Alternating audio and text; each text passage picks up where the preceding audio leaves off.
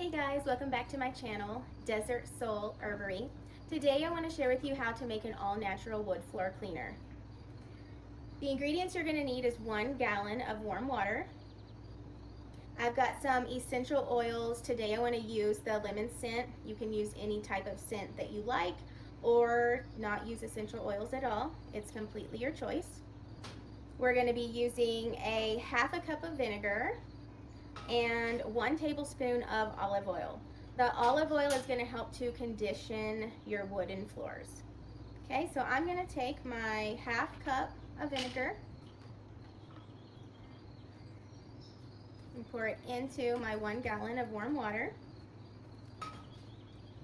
Then I'm going to take my 1 tablespoon of olive oil and pour it into the solution.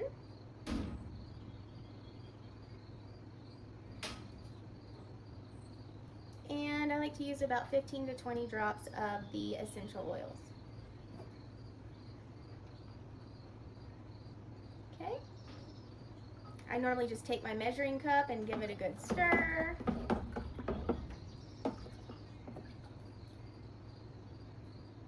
And that's it. It's as simple as that. Happy mopping.